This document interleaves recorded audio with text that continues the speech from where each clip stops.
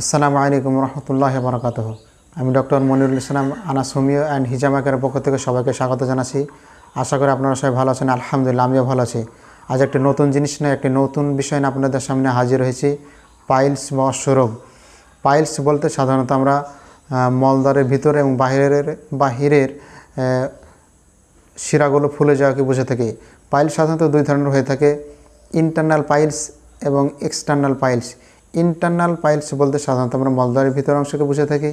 External piles বলতে আমরা সাধারণত মলদ্বারের বাহির অংশকে বুঝে থাকি। এই পাইলস হলে বিভিন্ন ধরনের সমস্যা হয়। প্রথম সমস্যা হচ্ছে যে আপনি যখন মলত্যাগ করবেন, আপনার মলটি হবে খুব শক্ত, যার ফলে আপনাকে অনেক প্রেশার দিয়ে মলত্যাগ করতে হবে, যার ফলে আপনার মলদ্বার ফেটে যাবে এবং সেখান থেকে রক্তপাত হতে থাকবে। আবার অনেক সময়তে মলদ্বার ফেটে যাওয়ার ফলে জ্বালাপোড়া করবে, প্রচণ্ড ব্যথা সৃষ্টি হবে এবং মলদ্বার থেকে এক ধরনের লালচে ধরনের এক ধরনের পানি বের হবে, যাতে অস্বস্তি বোধ করবেন। অনেক সময়তে মলদ্বারের ভিতরের অংশে এবং বাহিরের অংশে কিছু মটরশুঁটির মতন মাংসপিণ্ড বেড়ে যাবে।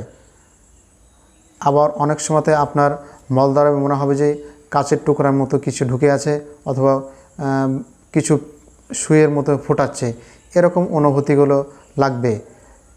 এ সকল সমস্যা নিয়ে আমাদের দেশে সাধারণত দুই ধরনের চিকিৎসা গ্রহণ করে থাকে। প্রথম পর্যায়ে হচ্ছে তারা কবিরাজি চিকিৎসা গ্রহণ করে থাকে, আবার দ্বিতীয় পর্যায়ে চিকিৎসা গ্রহণ করে অ্যালোপ্যাথি চিকিৎসা গ্রহণ করে থাকে, যার ফলে দুটো চিকিৎসা পদ্ধতি গ্রহণ করার পরও তারা সুস্থ হতে পারে না। এই সমস্যাগুলো সমাধানের জন্য আপনাকে প্রথমে আপনার লাইফস্টাইল চেঞ্জ করতে হবে। আপনাকে কিছু সবজি খেতে হবে এবং যে খাবারগুলো খাবেন সেই খাবারগুলো আপনাকে খুব চিবিয়ে চিবিয়ে ভালোভাবে খেতে হবে। তার সাথে আপনাকে কিছু হোমিওপ্যাথি ওষুধ সেবন করতে হবে। আপনি যদি হোমিওপ্যাথি ওষুধ সেবন করেন, আপনার এই অশ্বরোগ একদম সম্পূর্ণরূপে নিরাময় হবে ইনশাআল্লাহ। আমি এই সকল রোগীর নিয়মিত আমার চেম্বারে দেখে থাকি। আপনারা যদি কেউ এই সকল রোগ নিয়ে সমস্যায় ভোগেন, তাহলে আপনার সাথে যোগাযোগ করতে পারেন। আসসালামু আলাইকুম ওয়া রাহমাতুল্লাহি ওয়া বারাকাতুহু।